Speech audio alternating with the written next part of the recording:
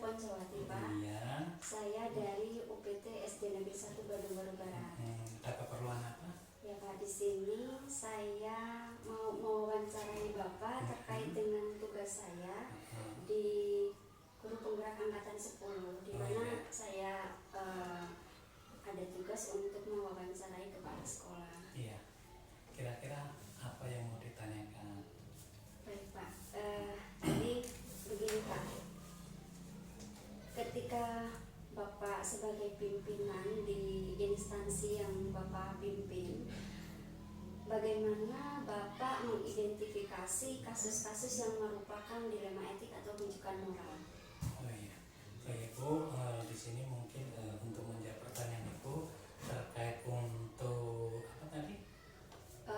Mengidentifikasi kasus-kasus terkait dilema etik. Baik. Untuk identifikasi kasus-kasus dilema etik tentunya di sekolah kami yaitu PTSD Negeri 1 Kota Waringin. Tentunya kasus itu kan ada berbagai faktor, bisa jadi dari warga sekolah, intinya dari tenaga pendidik maupun kependidikan, ada juga terkait dengan siswa. Nah, terkait untuk siswa mungkin di sini ada beberapa kasus, salah satunya yaitu terkait mungkin adanya siswa yang merasa kurang percaya diri atau merasa tersisihkan, karena di sini kan kita sedang mengalami atau persiapan untuk kegiatan HUT RI, dan situ akan mengadakan lomba gerak jalan. Dan di situ mungkin ada salah satu siswa yang menurut riwayat dari wali itu dia memiliki riwayat sakit. Oleh karena itu kita berusaha tidak mengikutkan dia karena takut untuk nanti sewaktu dia ikut kegiatan itu terjadi sakit. Tetapi kita siswa tersebut tidak maksud atau tidak tahu kenapa dia tidak diikutkan. Nah, oleh karena itu kita akan melakukan pendekatan terhadap orang tua wali siswa. Terkait untuk guru mungkin baik-baik saja sih, mungkin ada beberapa guru yang agak terlambat datangnya. Nah, itu pun masih dalam kondisi wajar. Itu cukup.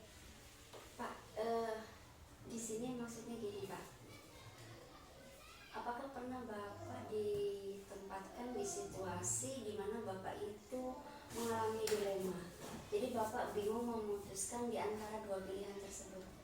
Iya, ada sih beberapa kasus yang mengalami itu terkait untuk tenaga kependidikan. Yang jelas di sini salah satu kasusnya dia jarang sekali masuk di waktu jam pelajaran karena mungkin ada beberapa hal dan riwayat pribadi. Nah, di situ kami berusaha melakukan pendekatan langsung karena kita tidak bisa langsung memutuskan, karena di situ mungkin ada beberapa hal pertimbangan yang harus kita ketahui. Bisa jadi ada kendala atau dalam rumah tangga ada masalah atau kegiatan lain sehingga dia melakukan hal tersebut. Oleh karena itu dalam memutuskan hal tersebut tentunya saya selaku kepala sekolah atau atasan akan melakukan pendekatan secara pribadi dan tidak bisa memutuskan secara langsung. Jadi juga nanti akan meminta bantuan terhadap kawan-kawan yang lain ada di sekolah. Jadi Bapak dalam pengambilan keputusan tidak serta-merta karena kepentingan pribadi ya Pak? Tidak. Jadi Bapak pasti membicarakan dengan warga sekolah lainnya. Iya. Pak, ketika Bapak mengambil keputusan tersebut ada tantangan ataupun polemik yang terjadi Pak? Ya, tentunya dalam mengambil sebuah keputusan itu banyak hal yang harus dipertimbangkan dan tantangan kita. Satu, bila memang kita kalau merujuk pada peraturan, tentunya kita terkait untuk peraturan kepegawaian, kita kalau ambil langsung dari situ bisa jadi itu nanti akan berakibat buruk terhadap si pelaku tadi atau salah satu guru, karena tentunya kalau dari segi kode etik dia sudah melanggar. Tapi artinya melanggar itu kan masih karena wajar. Kalau kita ambil langsung jelas dia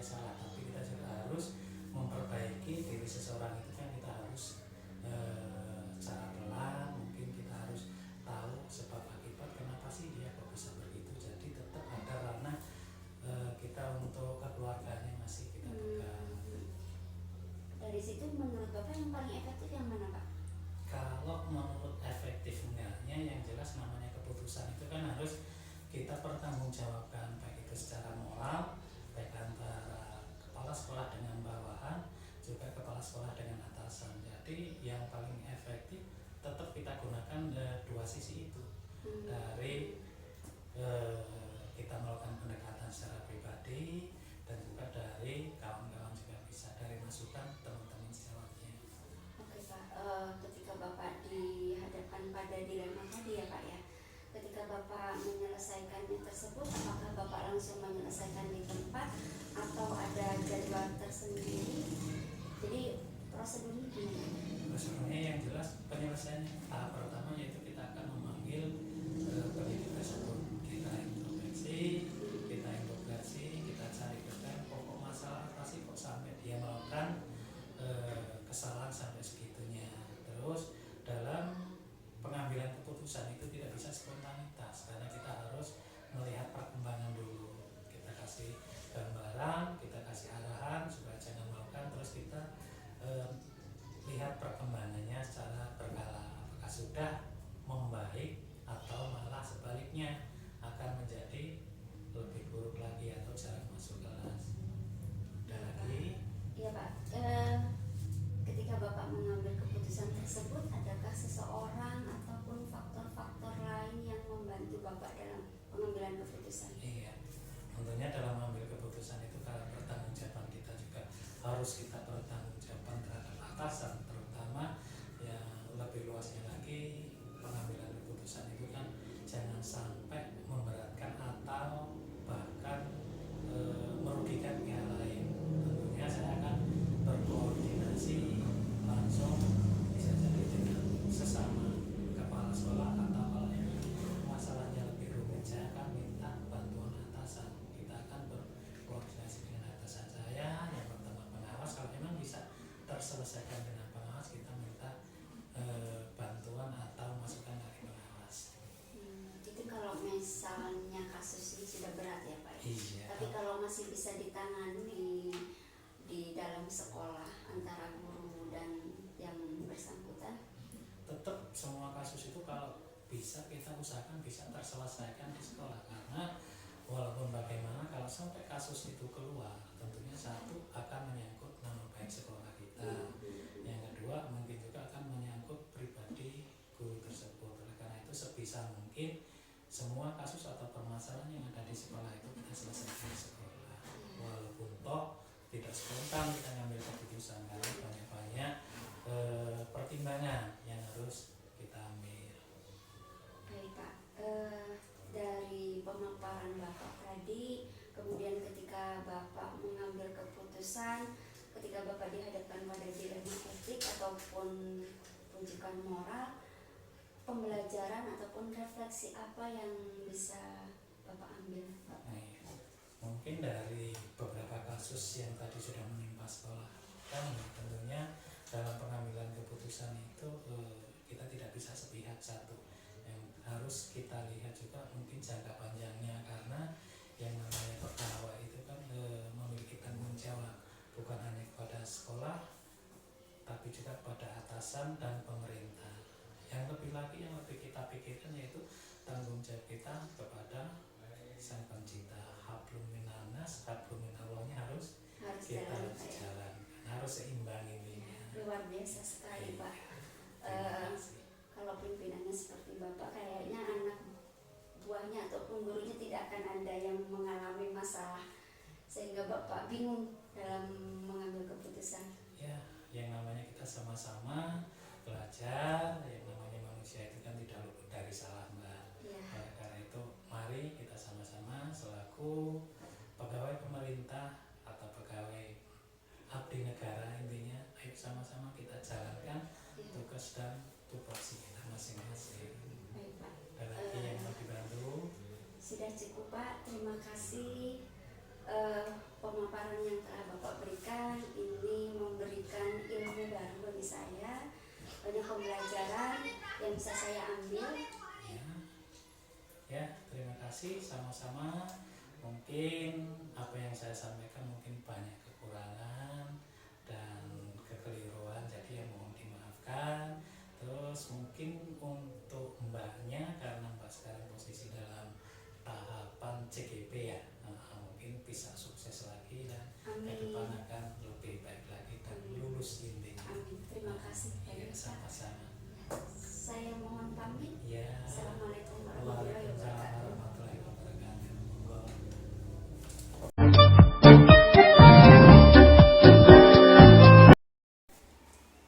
Assalamualaikum. Waalaikumsalam warahmatullahi wabarakatuh. Silakan duduk Bu. Ada yang perlu saya bantu Bu? Ya Pak, terima kasih Pak atas waktunya. Jadi begini Pak, saya mohon kesediaan Bapak. Jadi saya di sini akan melakukan wawancara terhadap Bapak terkait dengan dilema etik ataupun rujukan moral. Oh ya. Ya Pak, yang di mana Bapak selaku kepala sekolah dalam pengambilan keputusan terhadap siswa ataupun terhadap guru atau dengan kebijakan lainnya. Itu berarti mencakup dari siswa, Iya Pak. terus dari guru. Iya. Nah, kita mulai dari siswa dulu ya. Kaitannya dengan siswa. Begini Bu, karena yang namanya sekolah itu tentunya hampir semua rata.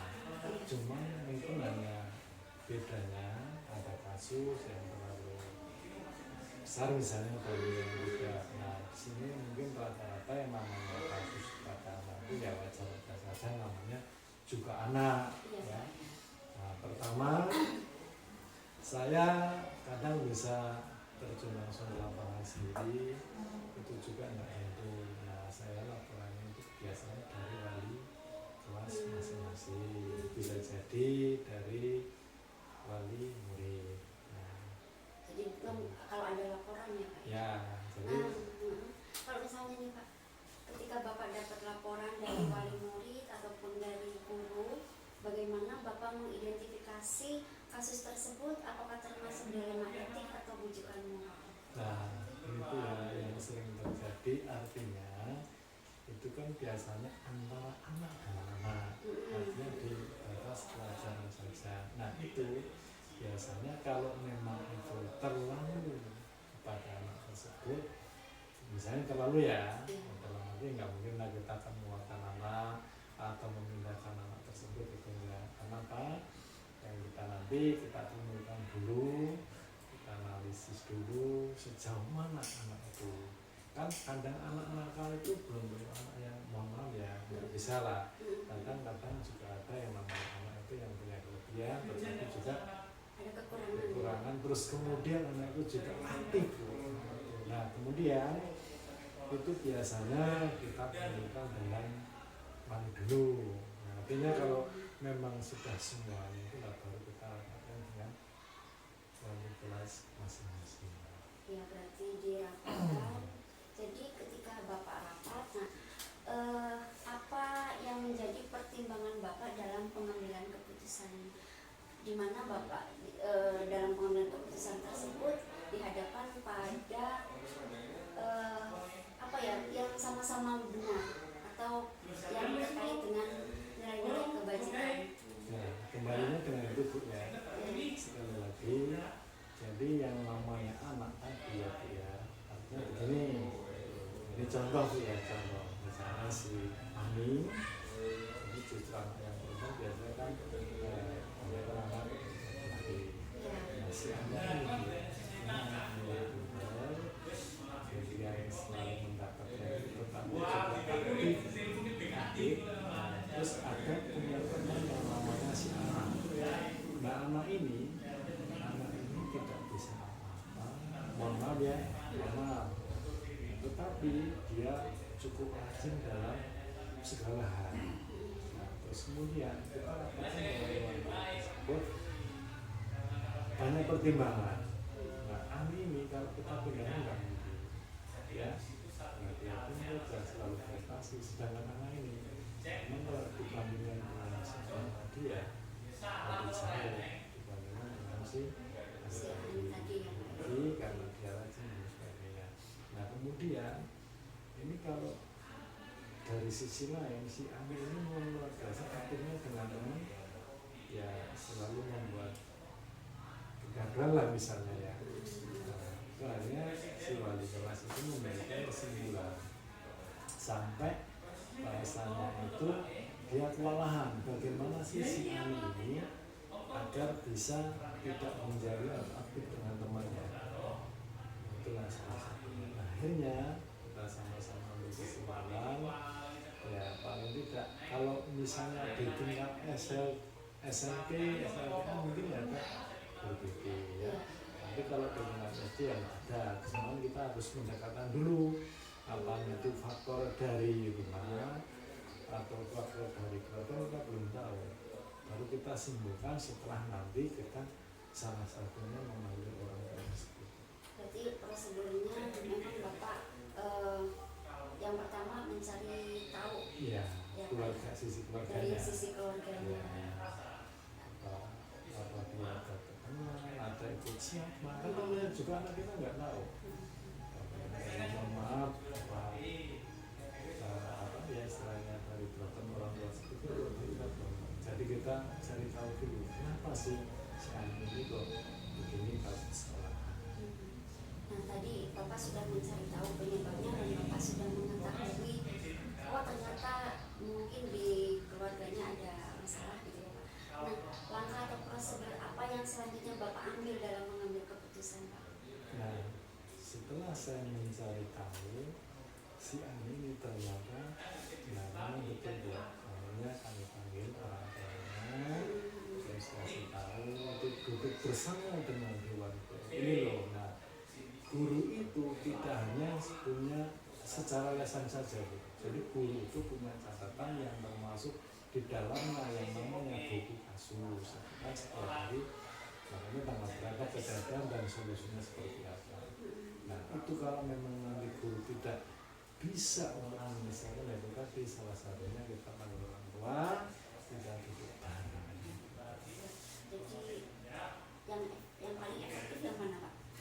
Kalau menurut saya artinya kita kerjasama kolaborasi, yang penting kita dengan wali murid dan guru. Jadi intinya kalau memang anak itu tidak terlalu banyak bahasanya ya, kita ambil kesimpulan tetap ada solusi yaitu wali kelas masing-masing. Gitu ya Pak ya. Ya. Berarti ya semua warga dilibatkan, Ya. terutama orang tua dan wali kelas ya Pak ya. Nah Pak, yang menjadikan tantangan dalam pengambilan keputusan ketika Bapak ditempatkan pada dilema ini apa Pak? Nah kalau menurut saya pribadi ya, yang pertama memang ya kita harus kerjasama Bu. Ya. Itu memang menjadi sebuah tantangan apabila memang jadi jangan sampai kepala sekolah tahu bahwa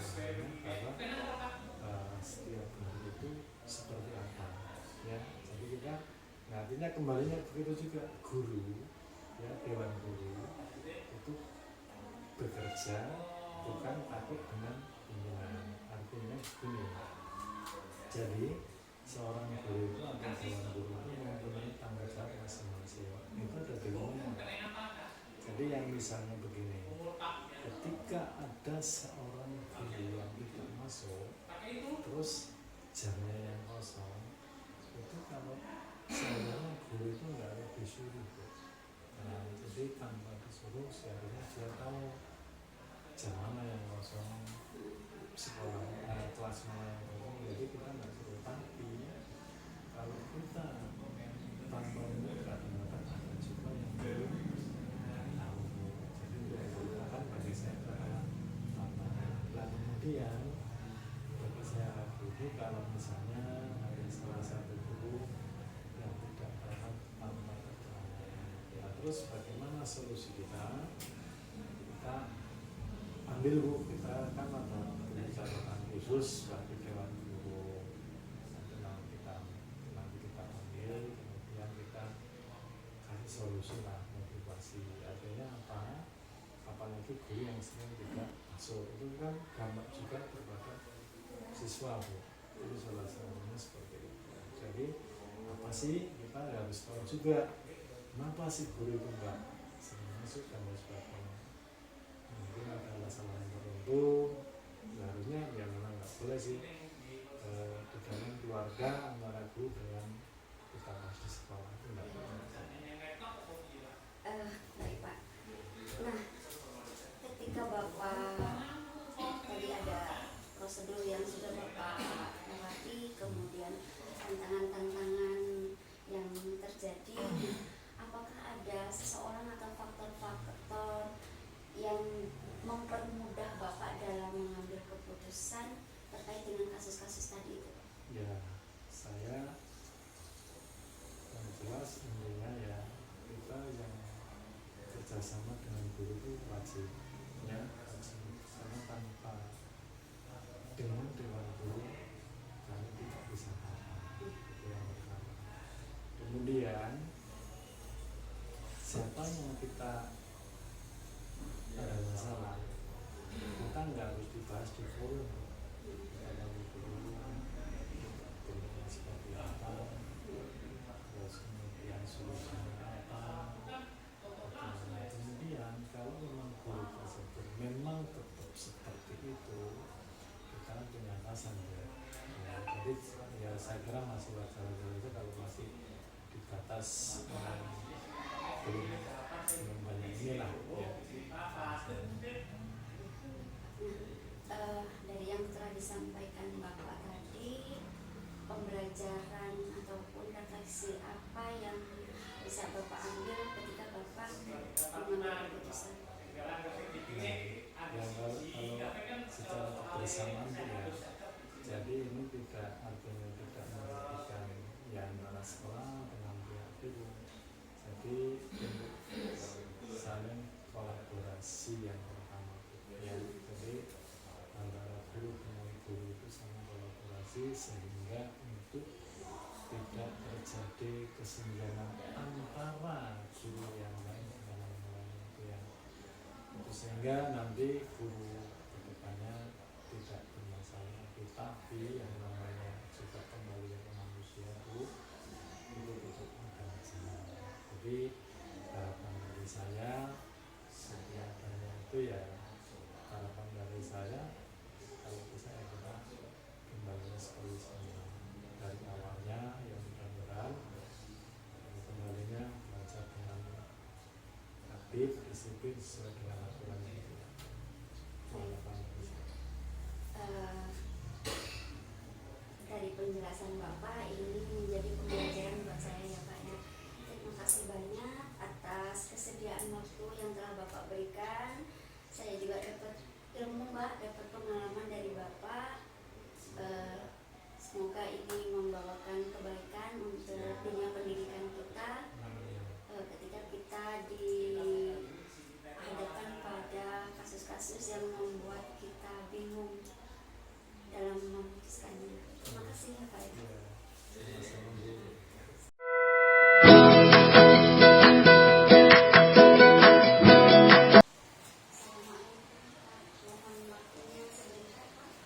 Waalaikumsalam warahmatullahi wabarakatuh. Di sini keperluannya apa? Terima kasih atas waktu yang telah diberikan. Jadi menurut saya di sini akan mewawancarai Bapak terkait dengan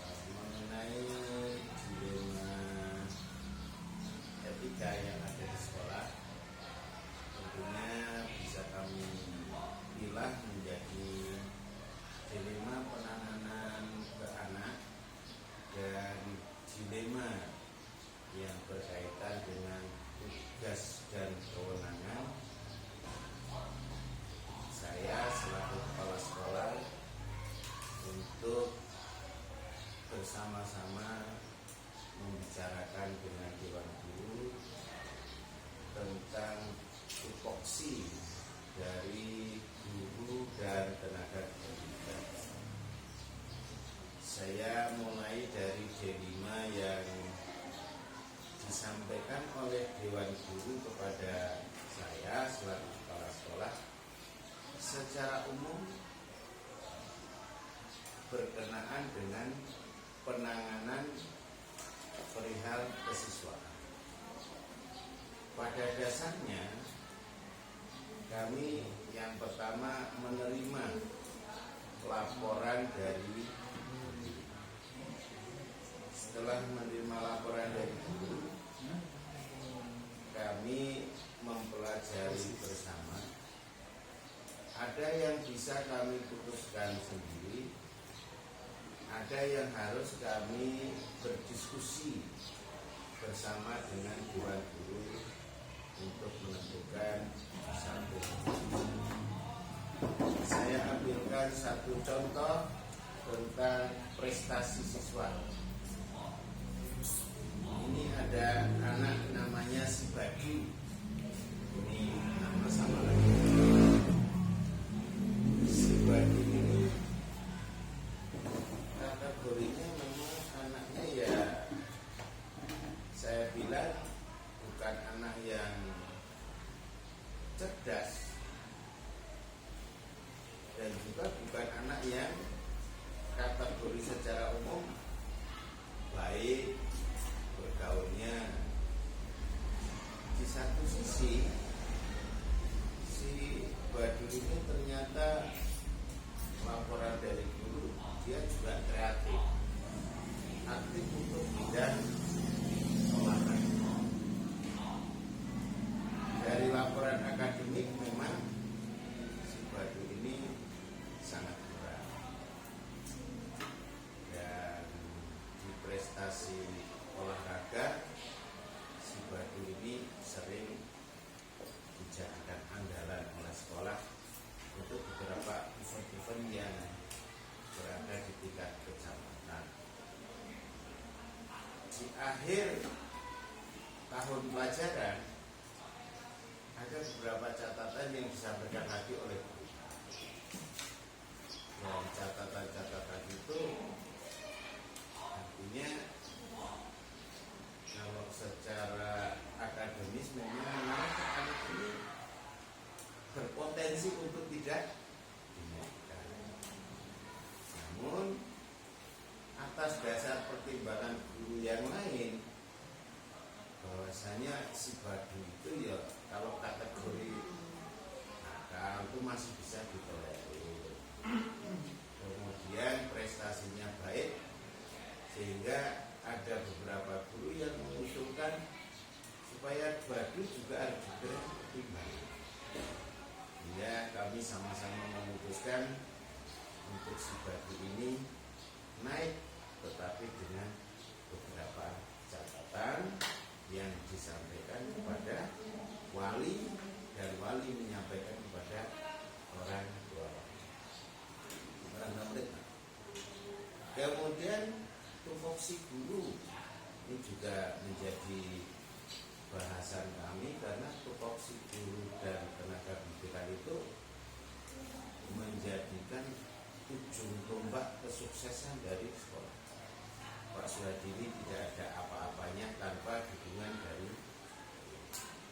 Ketika ada permasalahan-permasalahan yang sifatnya akademis, kami tidak serta-merta mengambil keputusan sendiri, namun kami tetap berkolaborasi,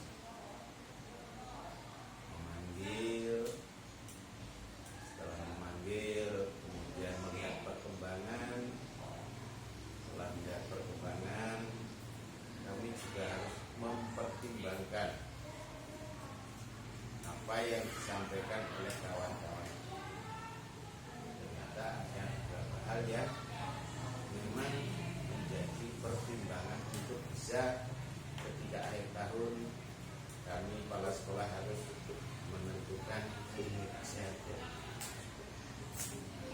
Dan pertimbangan-pertimbangan itu menjadikan dasar kami untuk kalau secara kedinasan menertibkan, tapi secara kemanusiaan menjaga hubungan keharmonisan, kami tetap mempertimbangkan segi-segi kedepannya untuk pendidikan.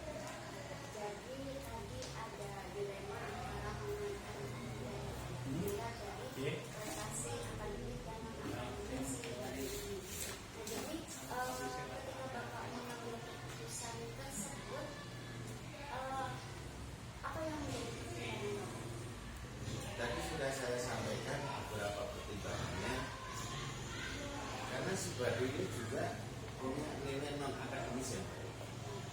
Kemudian yang kedua, secara umum masih bisa ditolerir. Dan ke depan kalau ditahan si Baduy ini umurnya juga sudah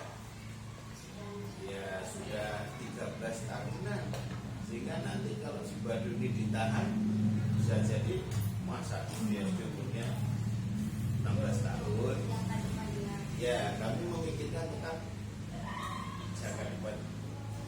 Kemudian secara akademis juga sekarang ini kan memang kurikulumnya memang dalam tanda petik ya, dalam tanda petik itu harus menaikkan siswa dalam artian setelah si anak tersebut mendapat remisi dan beberapa tambahan jam tambahan, jadi tidak serta merta kok anak itu naik tapi tidak ada syarat, tetap syarat-syarat akademis yang mendukung anak untuk bisa. Berarti ada prosedur atau tantangan lagi ya Pak? Insya Allah ada. Yang menjelaskan Bapak berarti ada prosedurnya itu jadi harus tingkat akademik maupun non-akademik. Nah Pak, ada tantangan ataupun apa ya, ataupun ada tantangan nggak Pak dalam pengambilan keputusan? Tantangannya apa ya, setelah AB tadi sudah kami sampaikan, mungkin human right, secara kemanusiaannya dan kesiswaan. Soalnya juga sebenarnya apa yang dilakukan itu menjadikan support lah, Mas, untuk memberi support pada si Baduy supaya Baduy itu ada perkembangan politik. Mengenai siswa yang lain, artinya apakah nanti tidak menjadikan bahan cemburu sosial atau gimana, itu tetap ada. Namun resiko yang terkecil yang kami ambil sehingga anak itu bisa kita, karena gini Bu, yang namanya pendidikan ini kan kita ini bagaimana mengupayakan di sekolah itu sebagai laboratoriumnya, suatu saat anak itu harus kembali ke masyarakat. Dan di masyarakat itu kan nggak ada perkotaan antara pinter, buku, kan nggak ada. Dia harus bisa hidup di lingkungan masyarakat. Kalau dilihat dari penjelasan Bapak sekarang ini ya, dalam pengambilan keputusan itu ada bahan apa yang akan pertimbangan gitu, yang akan jadi pertimbangannya apa, kemudian tadi ada prosedur dalam melaksanakannya, terus Bapak juga melibatkan Bapak sendiri ya Pak, melibatkan semua warga sekolah. Nah Pak, selain warga sekolah, adakah seseorang atau yang faktor lain yang selama ini mempermudah atau membantu Bapak dalam mengambil keputusan? Sekolah ini selain kami menyelenggarakan pendidikan, akan mendukung ada stakeholder untuk komite dan beberapa yang kita dukung untuk kesuksesan di pondok pesantren yang ada di sekolah, puskesmas, pasar, itu menjadi daya tunggal untuk anak lebih baik. Nah, yang mendukung kami yang paling terasa yaitu keterlibatan komite. Komite ini selalu aktif memberikan daya dukung ke kami, memberikan arahan supaya sekolah ini bisa menyelenggarakan pendidikan. Keterlibatan pondok pesantren di lingkungan sekolah kami juga memberikan daya dukung untuk lebih meningkatkan kemampuan anak-anak dalam aktualisasi diri seperti dalam pendidikan. Pak, dari tadi pemaparan Bapak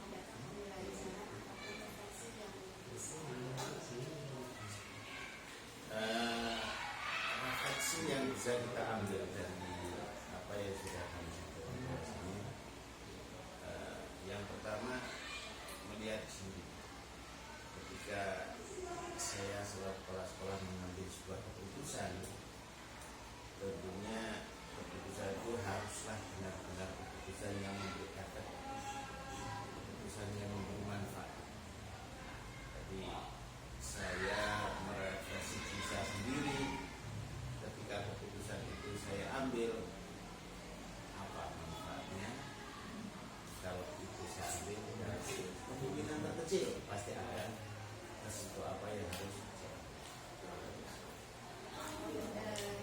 Sangat jelas sekali pemaparannya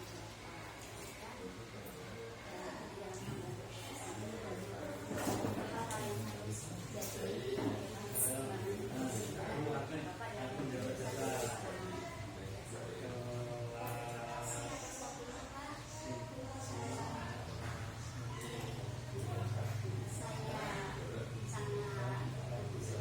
Terima kasih.